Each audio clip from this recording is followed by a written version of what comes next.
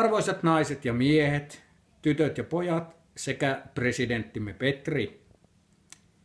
Sain viime vuonna kunnian voittaa Tientukkojen vuoden ranteepalkinnon ja sen vuoksi minä nyt tässä istun pitämässä puhetta. Puhetta. Ja tämä kunnia ei mulle ollut ensimmäinen kerta, mutta oikeasti tientukkolaiset minä todellakin toivon, että tämä on viimeinen. Ja sitten kun mä mietin teitä siellä juhlassa, niin etään te ole selvinpäin siellä. Ja ajattelin, että te ette aina kaikki ymmärrä tätä selvää puhetta oikein selvästi. Niin sen vuoksi minä päätin hankkia teille tulkin, joka taitaa tuon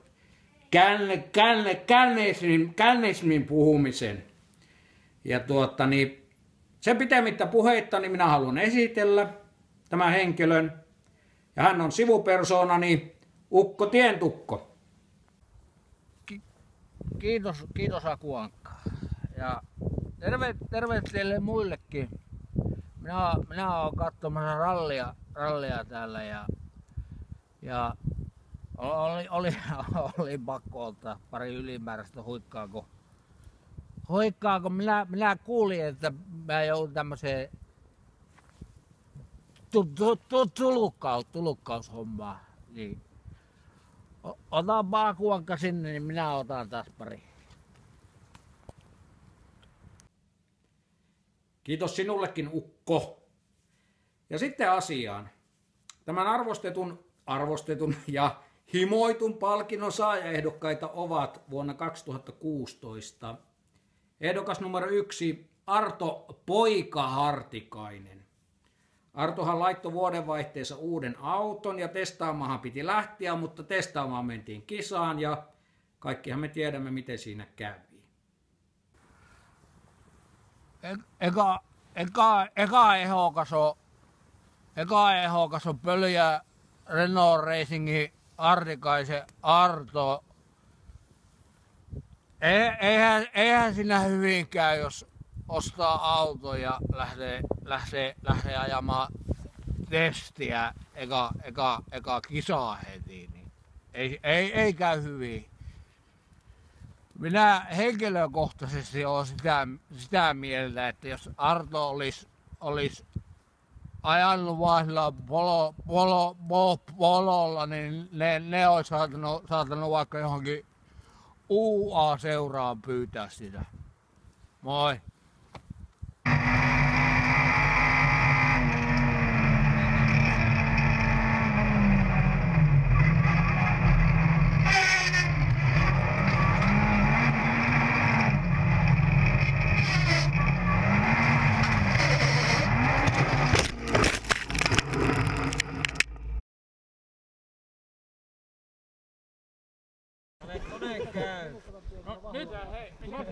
Tulepas nyt Arto näyttämään, että miten meni noin niin kuin omasta mielestä. Miltä nyt tuntuu? Ehdokas numero 2, Olli Murska Ristimäki. Ollista sen verran, että Ollihan on kerännyt seurassamme erinäisiä palkintoja jo useana vuonna. Keräis niitä sieltä kisoista.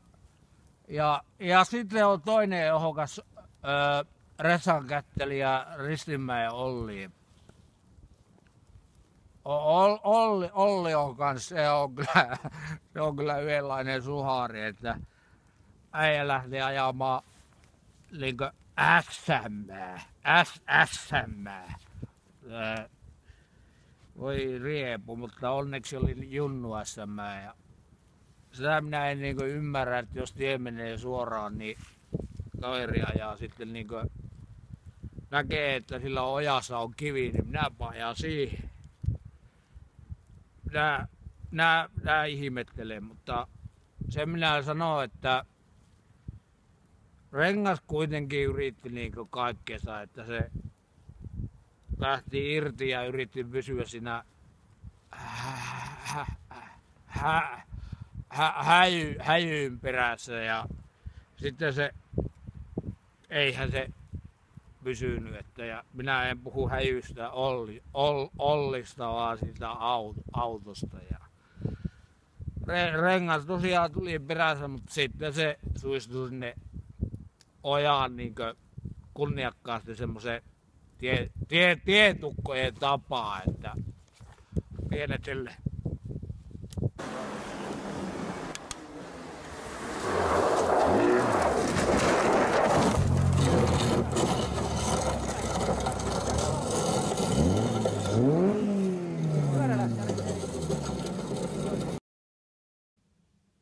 Ja kolmantena ehdokkaana minulla on ilo esitellä seuramme presidentti, herra Petri Poimaa. Sen kun sä esittelet, ei vois vähempää kiinnostaa. Äijä on niin kova jännittäjä, että tokkopa pysyy pekkojen välissä. Ei, seuraavaksi tulee oota hetki, tientukko tulee.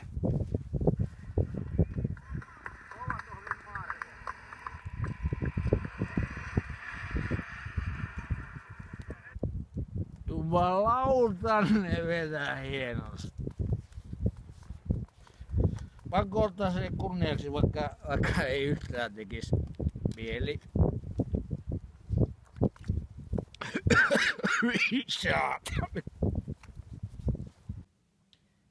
Ja näistä kolmesta minä olen valinnut huonoimman suorittajan.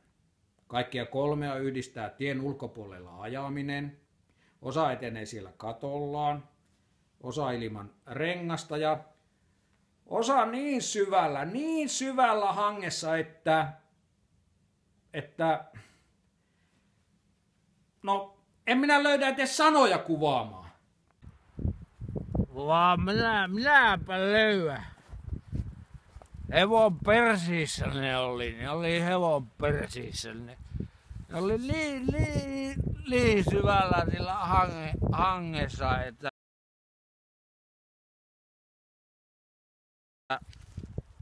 piti olla ihan helvetin iso hioppi nostamassa ne sieltä tien läheisyyteen.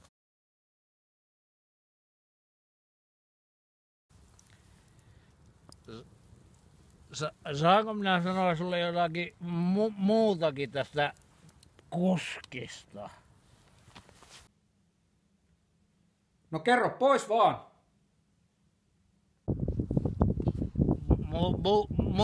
Muistatko kun sulla jäi ne pultit jumiin siihen jäi kerran jäi ne pultit jumiin jäi siihen kerran. Muistatko? Niin minäpä tiedän tästä kaverista yhden jutun. Se oli viime keväänä, niin sillä jäi itellä jumiin pultit ja silloin se nauroi sulle silloin kun sulla jäi ja sitten kun minä kuulin, että sillä jäi ne itellä ne pultit jumiin, niin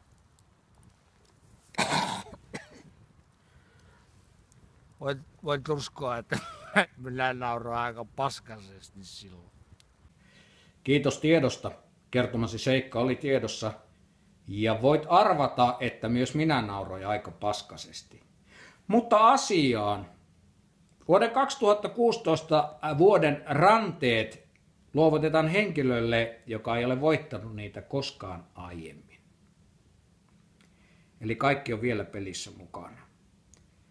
Ja sitten tämä kyseinen henkilö harrastaa rallia omaksi ilokseen ja ajaa etuvetoisella autolla. Vittu, ne on vieläkin kaikki mukana. Mutta lyhyestä virsi kaunis ja koska vahingon ilo on paras ilo, vuoden ranteet menee Petri Poimaalle!